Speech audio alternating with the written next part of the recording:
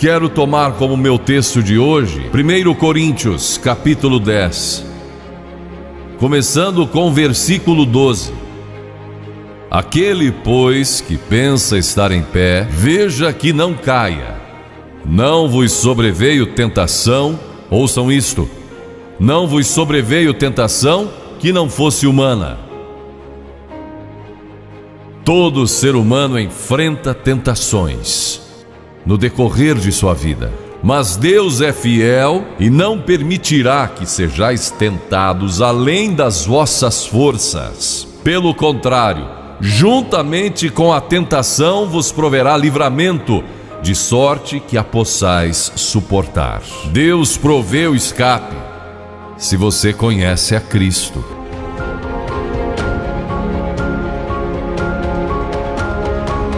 Lemos muitas histórias na Bíblia a respeito de jovens que disseram não e mudaram o curso da história. A primeira que quero mencionar, talvez nunca tenham ouvido falar. Seu nome foi Vasti e foi rainha da Pérsia, a esposa de Assuero, que reinou desde a Índia até a Etiópia. Pense em todo o petróleo que ele tinha e provavelmente nem sabia. Um dos monarcas mais ricos que já viveu. E ele deu uma grande festa que durou muitos dias. No fim, provavelmente já bêbado, ele ordenou que sua esposa Vasti viesse e ali dançasse para todos os seus convidados. E ela assombrou aquele grupo de líderes mundiais. Ao se recusar, ela disse: não, eu não vou expor o meu corpo para esses homens. Ele mandou outra mensagem, ameaçando que ela deixaria de ser rainha e perderia seus confortos e bens materiais e toda a sua fama. Mas a sua resposta foi a mesma: não. E ela mudou a história, porque foi deposta como rainha. Nada mais sabemos. Mas por causa dela, Esther se tornou rainha e o povo judeu foi salvo. E até o dia de hoje, o povo judeu celebra um grande feriado, porque uma mulher disse não e abriu a porta para a salvação do povo judeu, porque havia um homem como Hitler, e era o primeiro-ministro do país, decidido a destruir e aniquilar os judeus. Você tem uma escolha hoje. Deus nunca vai forçá-lo a escolher. E então houve um outro jovem, um jovem chamado Daniel. E a Bíblia diz que Daniel resolveu em seu coração que não se contaminaria com as finas iguarias do rei, nem com o vinho que ele bebia. Agora Daniel era um jovem que tinha um propósito. Ele havia sido capturado em Jerusalém. Quando o exército de Nabucodonosor invadiu a cidade, ele foi capturado e levado através de milhares e milhares de quilômetros à Babilônia, a quase 3.000 quilômetros de sua própria terra. Sem aviões nem automóveis, eram semanas de viagem. Mas ele estava resolvido a servir a Deus. E Nabucodonosor, o grande rei, levara cativos de Jerusalém para a Babilônia, e ordenou que aqueles jovens, em quem não havia defeito, de boa aparência, instruídos em toda a sabedoria, fossem ensinados em sua corte, para que ele pudesse usá-los. Ele queria usar aqueles jovens judeus, porque sabia que eles tinham um dom especial. E durante o período de treinamento, mandou que lhes dessem os melhores vinhos e as mais finas iguarias, e todos os confortos disponíveis na corte de Nabucodonosor. Mas Daniel disse não, não quero o vinho do rei, e não quero as iguarias do rei. Quero dormir no chão, não numa cama de penas. Quero viver uma vida simples e também disciplinada. Que diferença dos que mal podem esperar pelo dia que posso sair de casa e se divertir, mas não Daniel. Ninguém saberia lá em Jerusalém e ele poderia ter se tornado muito popular.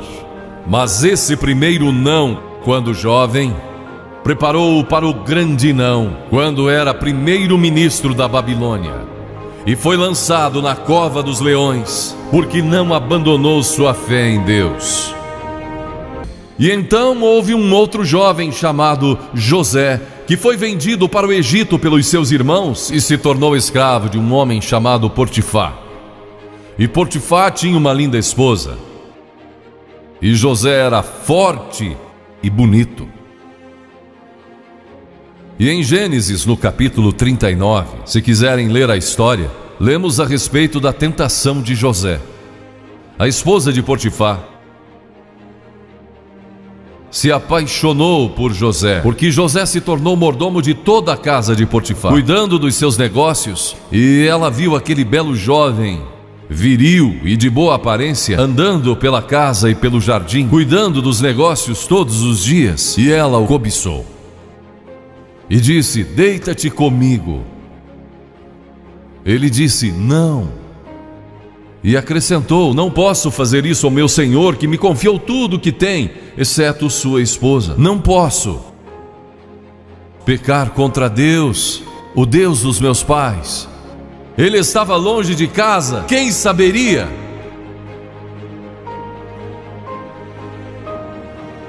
Mas disse não. E quando disse não, na última vez, ela o agarrou e ele fugiu dela, deixando sua capa. E ela começou a gritar, chamando os servos e dizendo: ele tentou me violentar, que não era verdade. Mas Potifar acreditou e mandou que ele fosse lançado na prisão. E muitos de vocês sabem a história, que ele foi para a prisão. E através de uma série de circunstâncias, ele depois se tornou primeiro-ministro de todo o Egito e governou o Egito sobre o faraó. Deus o guardou e o promoveu, porque José teve a coragem de dizer não. E lemos a respeito de um outro jovem chamado Moisés. Em geral, pensamos em Moisés como um homem velho, de barba, mas foi na juventude que ele tomou uma decisão que o levou à grandeza. Porque a Escritura diz: pela fé Moisés, quando o homem, talvez aos 17, 18 anos de idade, recusou ser chamado filho da filha de Faraó.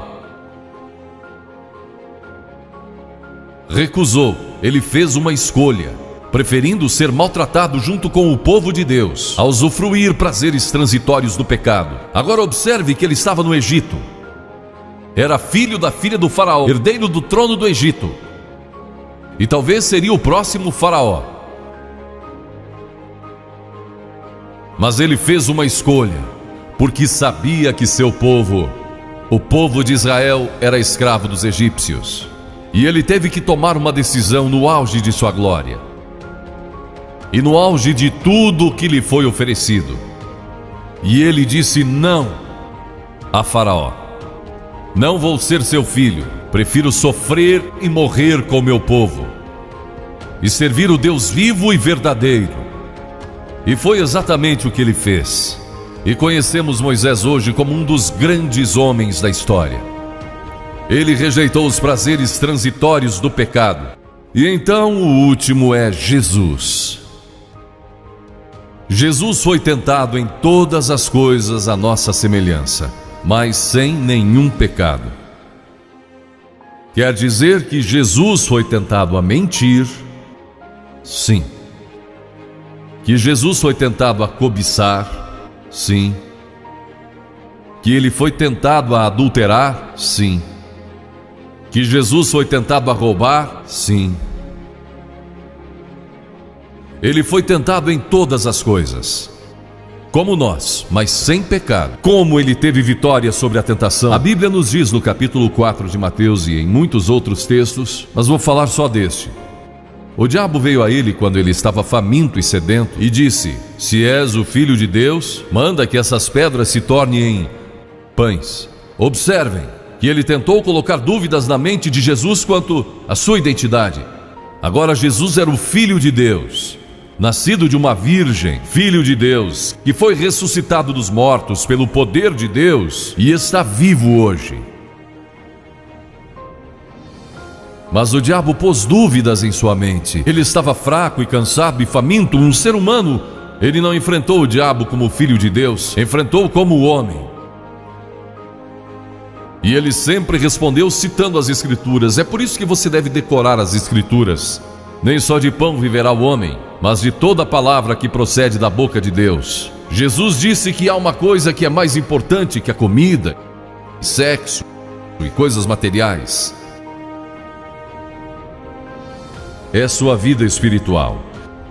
E então ele disse: se tu és o Filho de Deus, atira-te abaixo, porque está escrito: aos seus anjos ordenará a teu respeito que te guardem, para não tropeçares. E Jesus de novo respondeu: está escrito, não tentarás o Senhor teu Deus. Então o diabo o levou a um alto monte e lhe mostrou todo o futuro do mundo, todos os reinos que ainda estavam por vir. Ele disse: se dobrares o teu joelho e me adorares, eu te darei todos os reinos do mundo e sua glória. Jesus não argumentou se ele podia fazer isso, mas ele sabia que a cruz estava esperando por ele, e o único meio de salvação para o mundo era a cruz. Se tivesse obedecido ao diabo, nós nunca teríamos tido a oportunidade de sermos salvos e perdoados. Jesus teria tomado um atalho e nós estaríamos perdidos.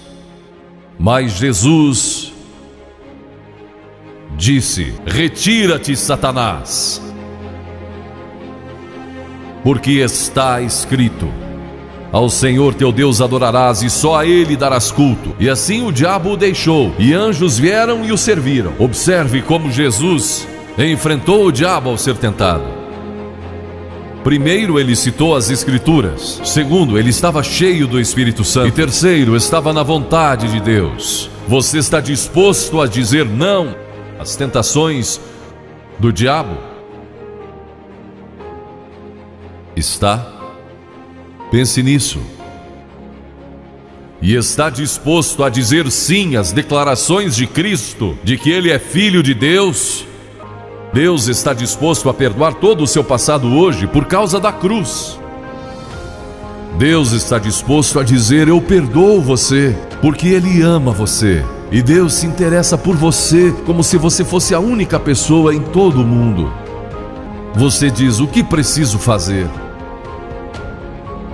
Primeiro, deve estar pronto a se arrepender dos seus pecados. O primeiro sermão de Jesus foi sobre arrependimento.